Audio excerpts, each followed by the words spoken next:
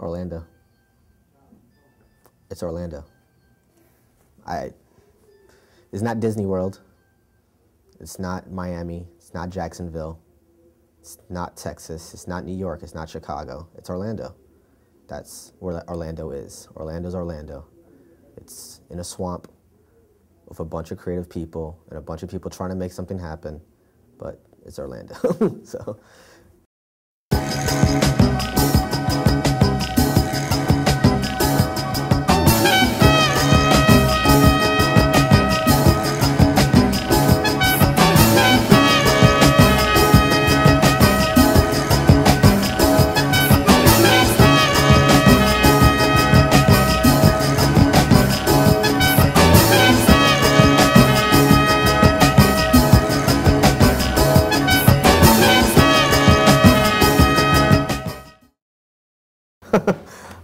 My name is Chris Tobar, an artist, a dexterous thinker, that's what I am.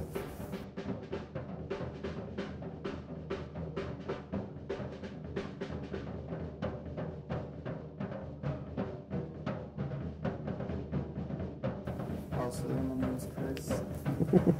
I'm a painter.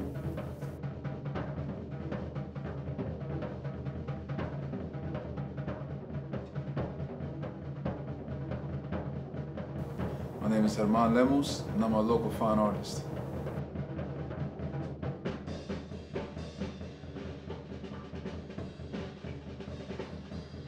My name is Genevieve DeMarco, and I am an abstract expressionist artist.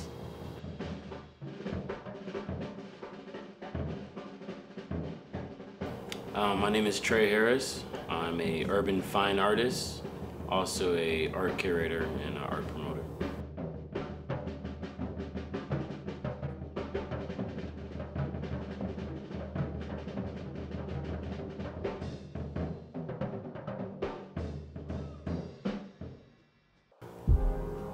Let's see, for me, I got into art because of the fact that my father was an artist, and that was the first experience that I had with the arts. He always painted, you know, around the house.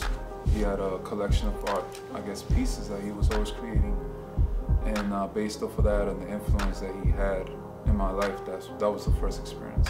I've actually been painting for maybe about 2 years. It was just one of those things where I always did little drawings, and I finally decided to get myself an art set, and that's pretty much I've been painting ever since. Probably 6th grade from a class project, and that was probably one of the first things that kind of got me involved into being an art, but not necessarily wanting to be an artist. It was just something I knew that I liked to do. And then things just evolve over time.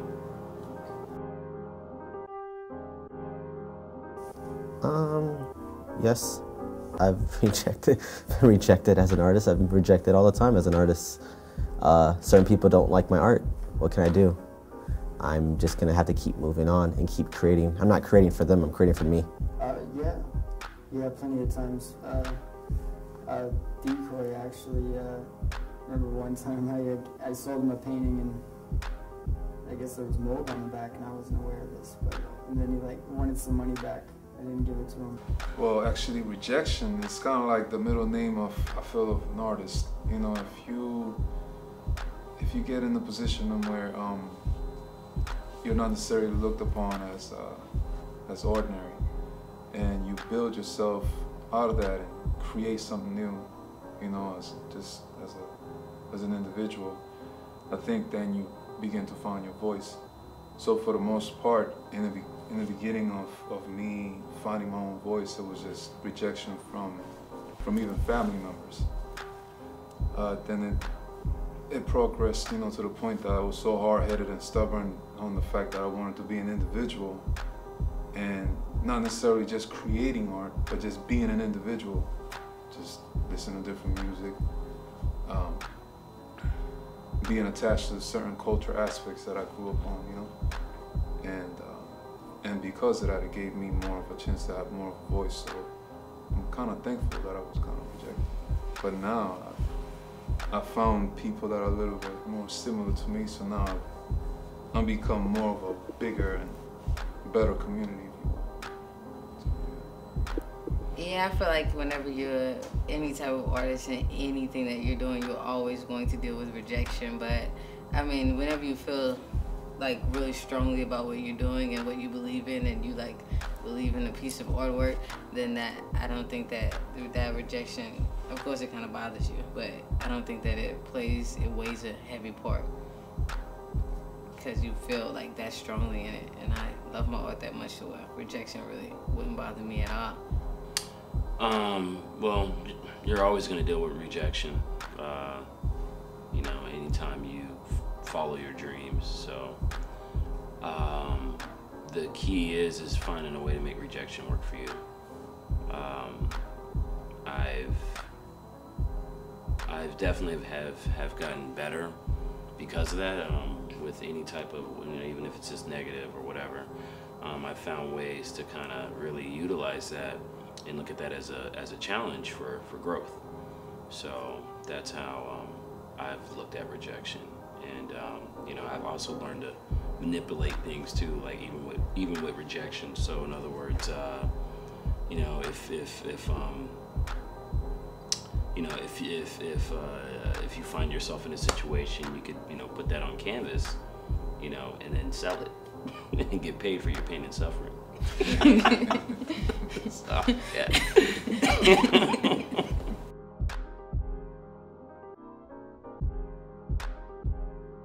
I've gotten some really low moments, and in those low moments, I've always found a way to always inspire myself from especially those dark places, you know. But as far as not being inspired, I can't say that. You know, I've always maintained a level of inspiration somehow. You know, find a way to take time out for myself, you know, and just, even if I have to just meditate a little bit on what's important. And I never really come across, I'm sorry. Yeah. Well, I would answer that because whenever I'm painting, I don't really think I have to be inspired. I mean, kind of life every day, like painting is kind of fun for me, you know, so it's like you talk to a 6-year-old, he's like, what inspires you to play with your toys? I feel like you just do it because it's fun. Something might inspire a painting, but I don't think there's anything that actually inspires me to paint, because I just think that I do it because I really like to do it. So like Lima said, I don't think I lack any type of inspiration. You don't even think of it, it's just an extension of yourself. Yeah, I mean, there's some things in life that might happen, like I might be sad today, I might be happy today, so like it inspires what I paint. But as far as me picking up a paintbrush, like I don't need something to happen for me to pick up a paintbrush. I would have to agree. Like everything is just it's natural. Now I might get a artist block. Now, you know, that might happen, but as far as being inspired, I mean, every single thing is inspiring, even the things that people would consider not inspiring.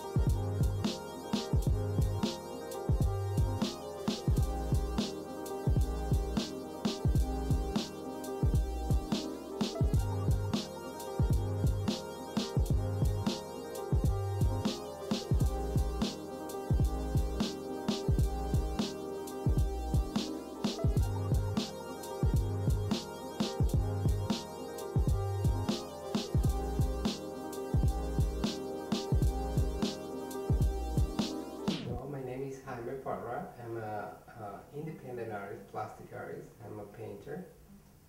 I try to put an implicit message in all my paintings, so when somebody watch them and see them, they have something to question about themselves. Well, I don't do any kind of sketching.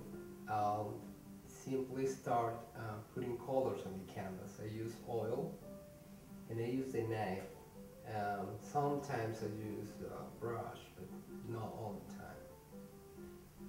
And the emotions are basically my inspiration when I start painting. Fortunately, not people have been very, very nice with me, especially here in Orlando, it's my hometown. And well, critics are always there, and you need to be strong, and you need to listen what they say, and because it's a good way to change and improve it always, all the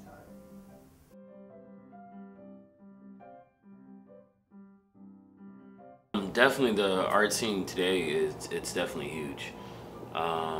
There's way more presence, even just as far as all the creative communities like dance, comedy, as well as art. Nightclubs also promoting the arts. There's the Orange County Appraisers Tax Assessor's Office. They have art shows in there. So there's definitely a presence. There is consistency, but there's still a few things that still need to come together. So, but the presence is there. There is a voice. There's it's definitely going on. The Orlando art scene is very new. It's kind of new, but it's a group of people working very, very hard to bring Orlando to become one of the artistic cities in the United States. It's a very group, and a small group of people that is working very, very, very hard to promote the new artist. And I think with the opening of the new Performing Arts Center, definitely our city is gonna be big related to art. It's close. Everybody knows each other. It's kind of like a little section. Orlando, people just go out and have fun, get drunk.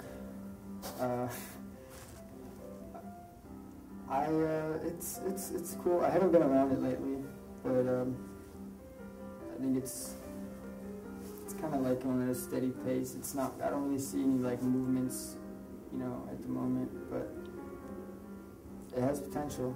Orlando has potential to be really cool. The art scene here in Orlando is definitely, I gotta say, pretty much one of the best art scenes I've seen. I've traveled to a lot of other different places, and Orlando's community, in terms of like connection and how they build with one another, for the most part, is pretty amazing to see for a community of artists. And it's definitely, sometimes it's very steady and very, kind of slow, but then there's peaks that when artists come together and they actually do something really big, that it kind of makes really big noise, and a lot of people do turn their heads to pay attention to what a lot of the Orlando artists are doing. How long has there been an art scene in Orlando? You want to answer that? I've only been in the scene though since 08. Well, obviously since 06, but like full time, 2008. So I was brand new to it. However, because of where I started and who I started amongst, like Swanberger, Jermaine, Brad Biggs,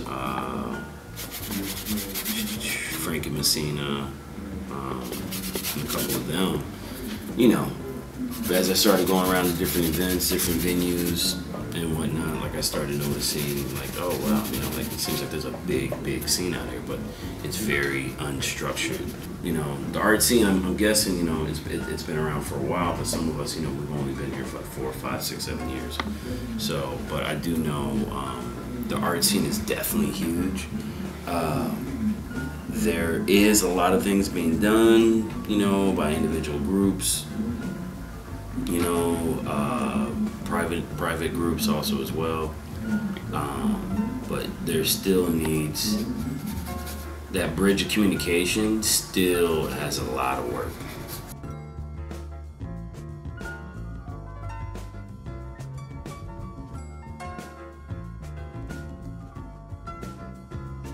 I work a lot with geometric shapes, and I really enjoy working with repetitive elements. I love working in stainless steel, love welding, all those things. I've been doing this for about 35 years.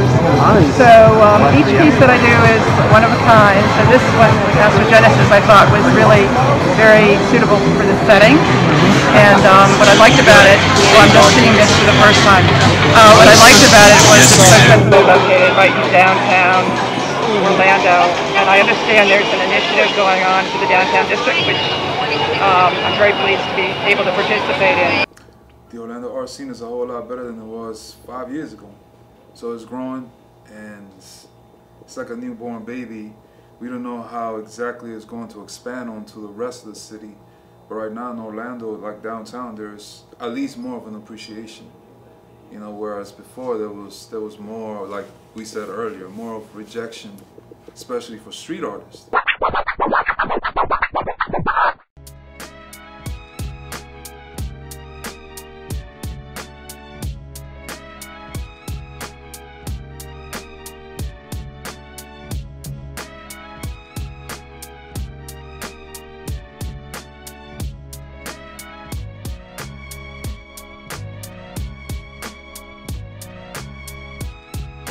My name's Caroline. My husband, Britt, and I own the Bodhi Tree.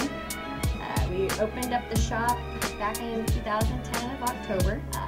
The Bodhi Tree, our motto here is create to elevate. We specialize in core graffiti products and supplies, as well as glass blowing. All of our art here is locally and American made, and we take extreme pride with the community and the artists that we've met along the way. Bodhi Tree is kind of like, I like to think of it as like home, because there's home, but you know, everybody likes that kind of like hangout, chill spot, and this is kind of like that perfect in between, because it's a place that's home, which is in Orlando, but it's a place where, you know, it's relatable towards like hanging out in the streets with your friends, and it's just a lot of street culture as well. Like, it's a really culture-rich place, I think. Like urban, definitely urban culture. We proudly sponsor Graffiti Team, Bodhi Tree Graph Team, always running specials regardless of holidays. Always have the lowest prices on paint and the highest quality paints to offer as well as the glass blowing supplies. This is all stickers. Wow. This whole bin is nothing but stickers. I do a lot of trading. Yeah, this is one of, I should have so many shout outs to give. I can't believe this. Cams, he's one of my favorite artists. He's out of Texas. He sent me this amazing care package. This is a big, one of the nicest pieces of sticker art I've gotten. He also sent me some framed pieces. But we do art trades through snail mail all the time. And so that's what this bin is for. So what we do is, you know, basically just get a collaborative effect of getting a nice assortment of local stickers or stickers I've already traded out. And we just go by snail mail, we just trade them out, and we keep trading, like kind of like, you know, baseball cards. But the funnest part is slapping them up. That's definitely where, you know, everyone gets to look for, go back to the same spot to see if it's still there, if it's still riding or not, or if it got beefed. But that does happen. Street art as a nuisance, I can understand where people are coming from. Of course, you know, with the generations too, especially on this block with it being, you know, antique row. This is part of the Ivanhoe area. You know, we catch a lot of heat for the underground scene that we bring here, but I understand with property damage and all. As a business owner, I do understand how other people feel, especially if they're small business owners like myself. But you know, our approach is not to encourage acts of vandalism. It's to encourage and promote self-growth with art. That's a very tough question because it's a different expression of art when people know how to do it. But when you take a wall and you put something over there because you want to do it. For me, that part is not art, but definitely is an expression of the art.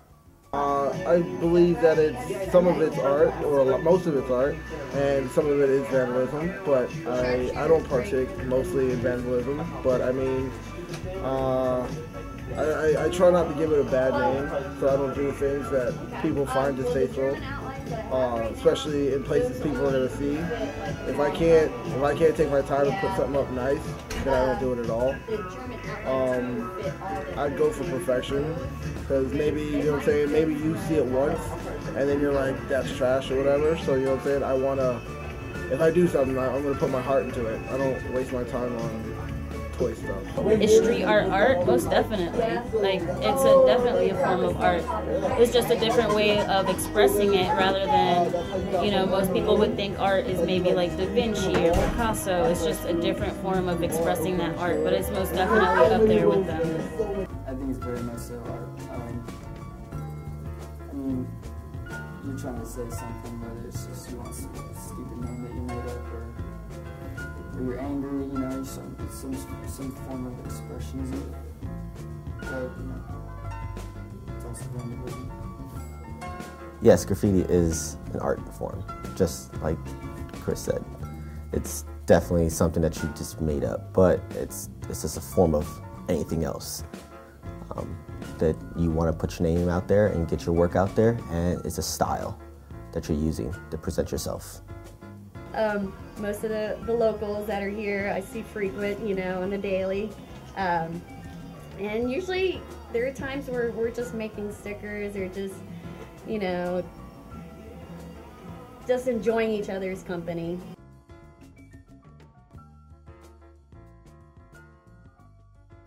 I feel that it's important for schools to incorporate art programs because it truly fuels the mind. You know, not only from an approach of, you know, oh, you know, be creative, but it's about free thinking, and it's about expanding and not being so closed-minded. Yes. Back to that. Yeah, definitely. There should be art everywhere.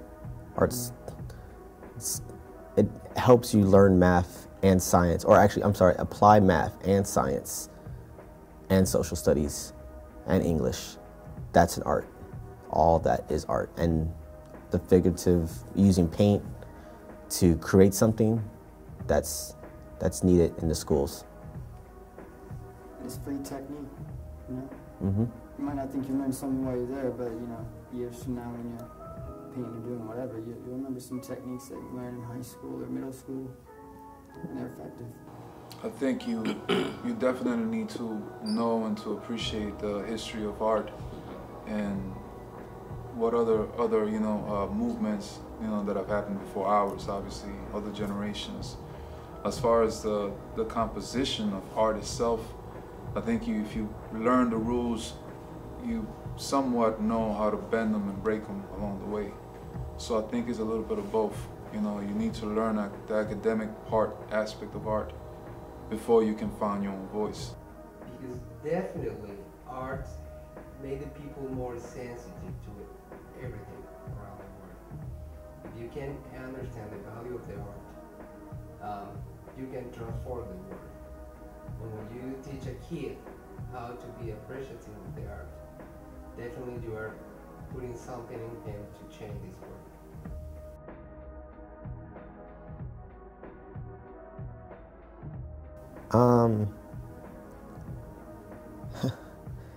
It's not a, I don't know how to explain that feeling. It's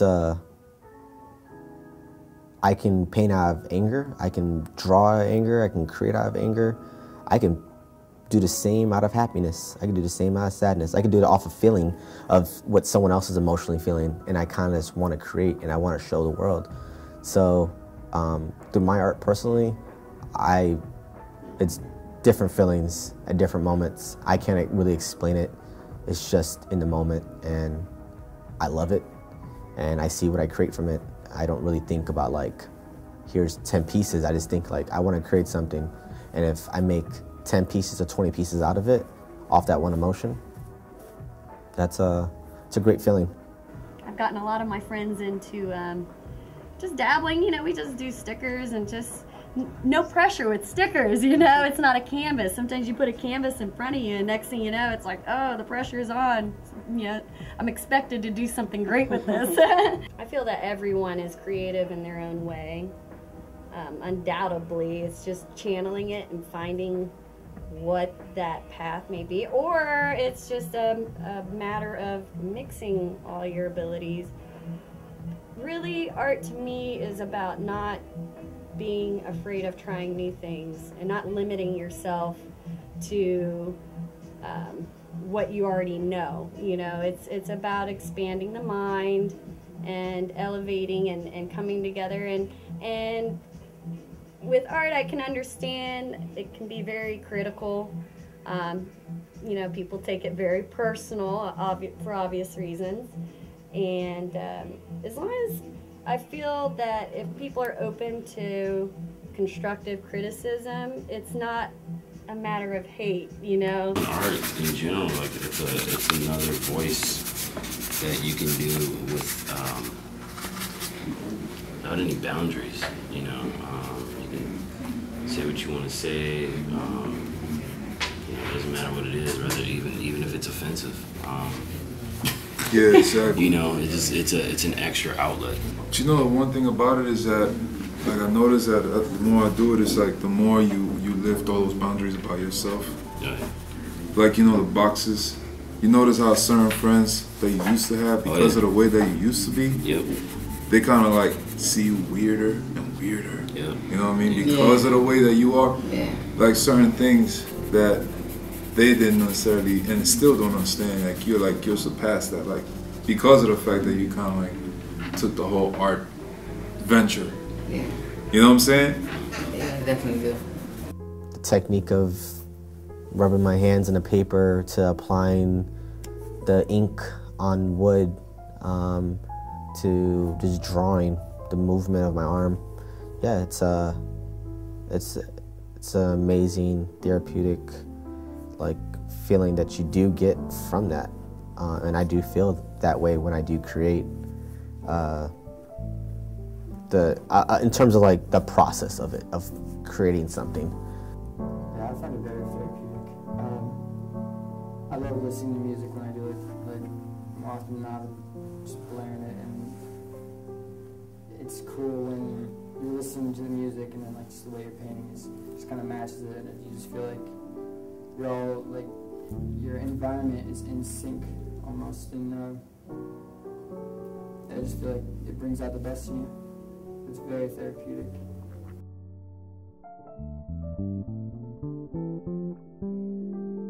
If you want to be really good at something, you have to put in time, and you have to put in the work, and you have to be patient, and you have to be the best at your skill for you. So yes, it's hard because sometimes you kind of want to give up and you want to go back to a 9-to-5 job and work for the man and go do something for someone else and make someone else's dreams come true. Just like art for myself, and I would say for Chino, like it's a passion, and that's why I believe that's why we create art and we keep creating art. And the dollar sign behind it is just to kind of fill the needs, the voids of money, of food and supplies, and where we want to push our art to. So it's tough, but it's fun. It's a challenge. I like challenges. Oh, yeah, no, I don't even have that option yet. I definitely have a 9-to-5 job. It's pretty stupid, but it is definitely a struggle, you know, especially when, like Tovar said, you got the lack of supplies and no money to back that up. But, you know, as long as your mentality and your head's in the right place and you can just be happy with what you have and create some sort of way, you know, then money is just a boost of happiness, I guess. Also, to answer that question, I did have a 9-to-5 job, and I quit the job just to believe in myself and do my passion. So I had the job, I had everything that I wanted, just like any other person wants, and I quit it just to fulfill that void of making what I'm passionate about and believe in myself. So you can do anything that you want.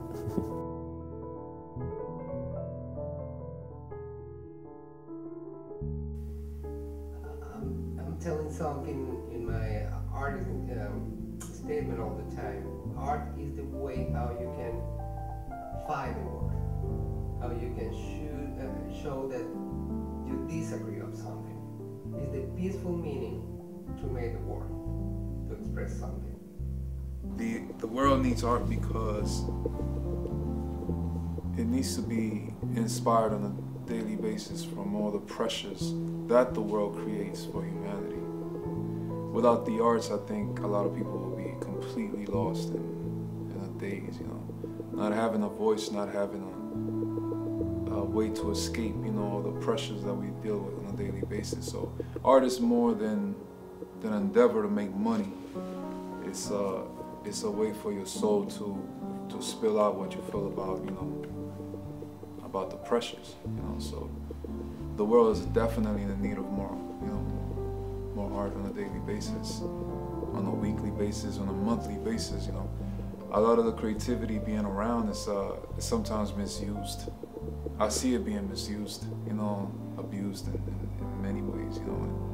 And I think more corporations get involved and they completely rearrange what art is supposed to be. But it's up to the artist to finally put his foot down and say, you know what, my voice is larger than what I can get in my pocket. It's more for somebody out there that's trying to scream out. So it definitely lifts up humanity as a whole. So I mean, it's not even a question. I mean, art is needed. You know, with it's a path to everything. You know, who you are, who you were, who you could be. You know, being able to express yourself, finding other ways to being able to express yourself. Like culture and art's like it has to be around. If it's not around, then you know, then just find yourself being in a box and being a robot. You know, for the rest of your life. You know, so yeah, the arts is needed. I'm not sure how to even answer that. Just arts, it's needed. Just period. You know, so you know, it's something that's been going on. You know, since the beginning of time. You know, every single thing, like even not even like just painting wise, but you know, every single thing is inspired by some form of creativity, consciously or even unconsciously.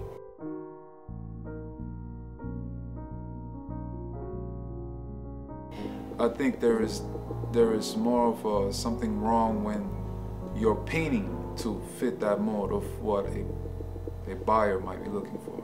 If you're painting for yourself and you sell painting for $1 million, by all means, I think there's nothing wrong with that. Because you're painting for yourself, it just happens to be that you're a badass artist.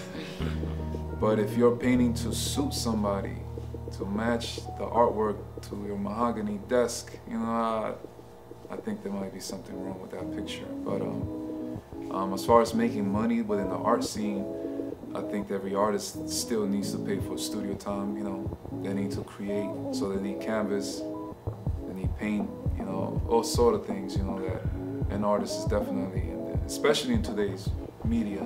You know, just a new cell phone. I need a new cell phone so badly. It's like anybody out there, $1 million for one of my paintings. So I don't think there's anything wrong with it, but I guess it depends on the deal.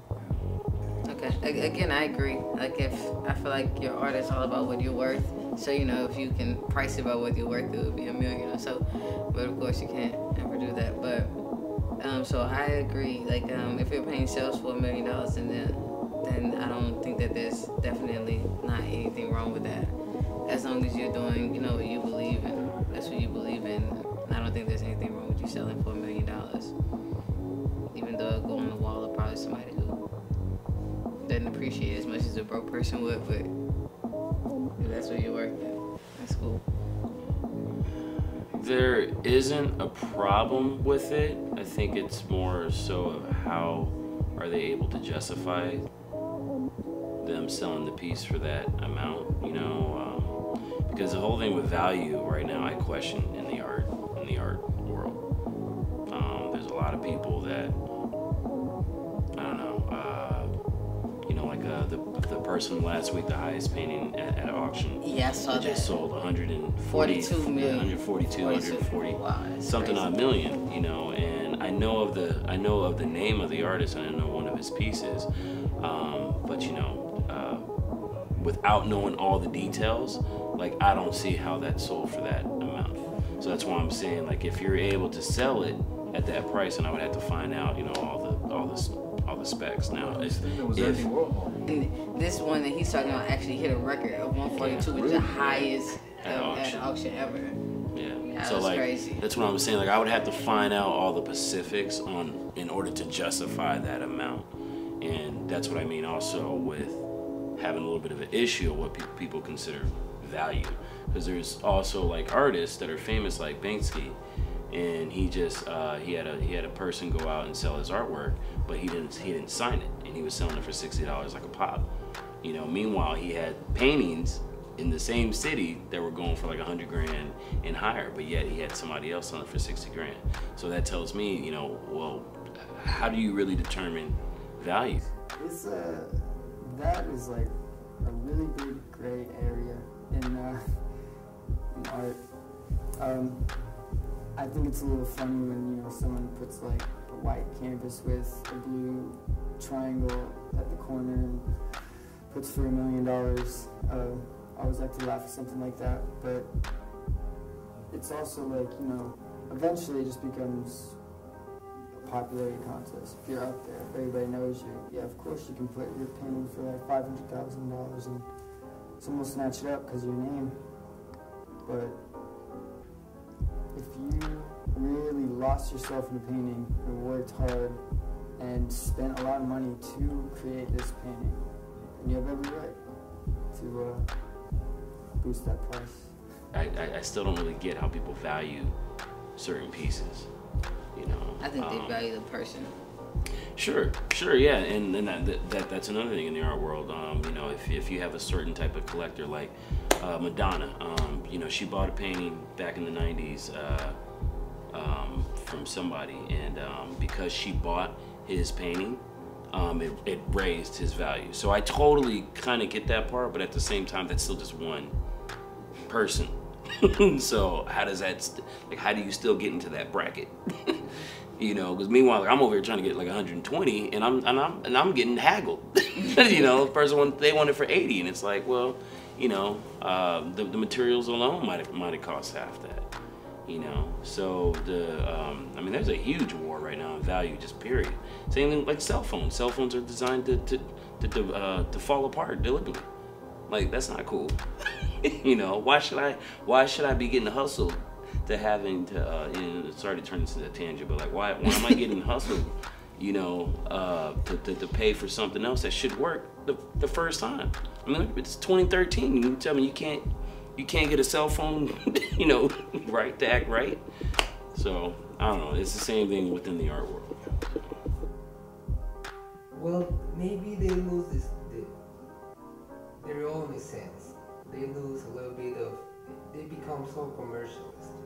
So when you need to sell the art in a big box, is because definitely you are thinking in a different perspective of your artwork, knowing the artistic expression. Yeah, I agree. It's very, very big gray area. Because anyone, it doesn't matter truly, in all honesty, about like anything. It's a perception on people, and people believe that like you put something higher, people are gonna reach for it. So sometimes it could be a joke on the artist playing on the world, or it could just be purely that so many people want something from that artist that it's a supply and demand thing. So if you want something just like you want gas, you're gonna pay the $3.50, you're gonna pay the $6, you're gonna pay that $10 to fill your car up even if it's just 1 gallon, just to get to the next point. So, yeah, it's kind of crazy how, as artists, as we get older and, you know, through our careers, we do raise prices, but it's also to kind of say, hey, we are valuable. Our time is worth it. And it's not just gonna be worth it just to pay a bill for the moment. It's gonna be worth it for us to keep creating things further and more and be able to do bigger and better things. So the $1,000 million paintings, yeah, it's a ridiculous price, but you know what? Someone's out there that's got that money. And if they're there at the right time, they're gonna buy it and they're not gonna hesitate towards it because they have it. When you have if you had $1 million, you'll buy a bunch of stuff that you really don't need.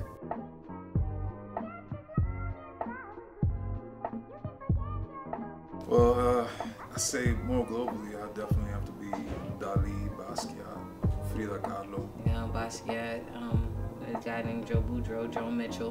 Definitely Frida Kahlo, Eddie Barnes, Jermaine Lemus. Van Gogh is one of my favorite ones. It's one of my inspirations.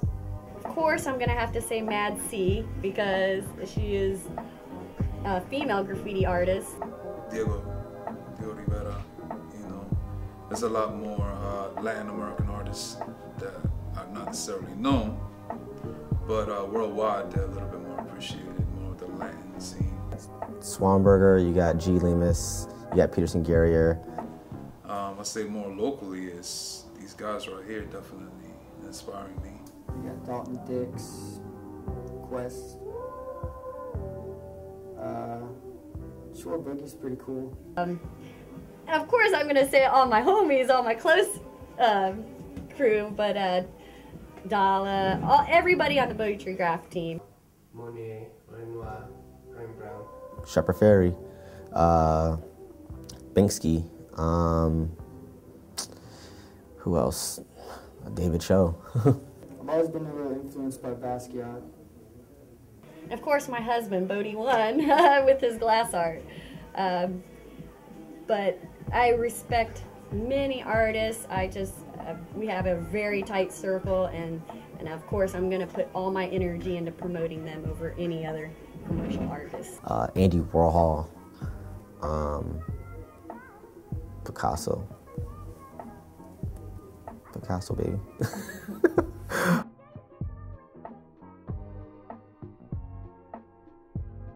Just put it out there. Create something. You know, if you get rejected, then you get rejected. We all get rejected. But if you're trying to please somebody with your art, then you're only gonna make it so far. But if you want to let people respect you as an artist and look at you and be like, wow, like you are an amazing artist and I believe in what you do because you show passion and you're confident in your work, then you'll definitely make it far.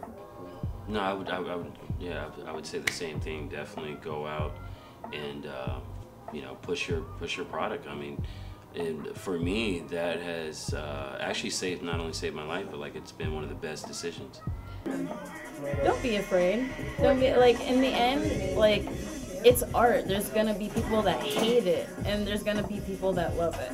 But nonetheless, it's your art. It's a form of your expression. There's no one in this world is gonna be able to duplicate what that person does. So I think without hesitation, someone should definitely put it out there because it's one of a kind, just like all of us. None of us are all gonna be on the same line. We're all on separate lines, but we're all going to the same path of just wanting to express ourselves and show the world that we have ideas and we have great visions and we share what you share. I think everybody's talented to do art. And just breaking the rules and do whatever they want to do and show their strengths and be brave and put it on and show to the people, even if we find some rejections, is very important.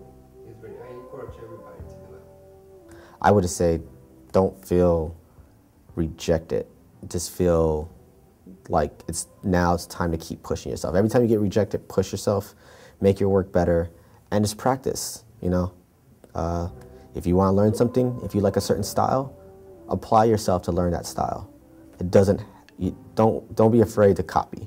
We all copy. I copied most of my life until I found how I want to say something, and just what it is, it's art. The great artists copy. Didn't Picasso say that? Yeah, I don't know. I used to think like, why not? Why wouldn't you put your stuff out there? You know, like, it's wasted talent. But no, it's like, I wouldn't push it upon anybody. Like, if I see potential in somebody, and I can tell that they want to be serious about it, but they're nervous, I just invite them over to my house and like, come paint with me or something, and like, have a good conversation. And then if they see that they want to take it seriously themselves, and that's cool. Like, you know, they get positive vibes, and then they really want to, you know, pursue this lifestyle. But, you know, some don't. My advice is you only live once. Like, I don't know what you're waiting for, but if you know, wait for people to tell you they like something or something, you'll be waiting forever. So my advice is just to go ahead and do it, because the same people like you're scared of that might not like your art, I'm pretty sure they're not going to not do something because of what you might say. So I say go ahead and just do it. You only live once, man, really. You gotta stay with it.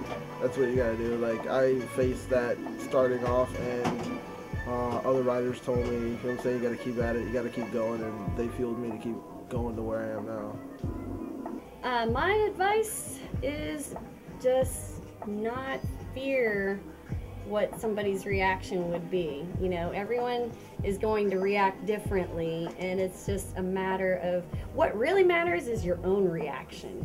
And, you know, and that's what that's the rest shouldn't even be, you know, sweated.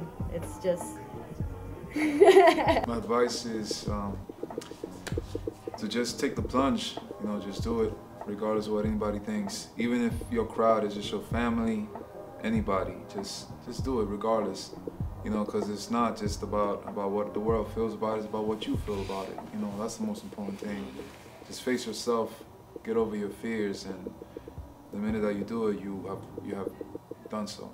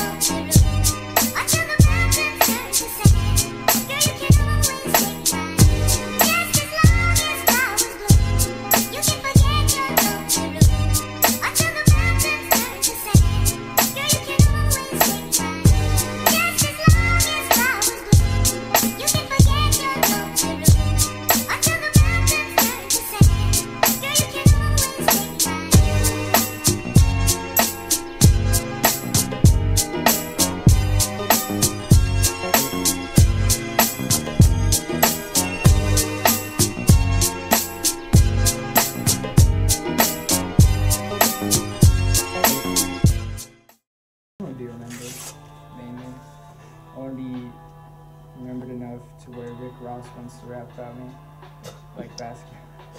Wow.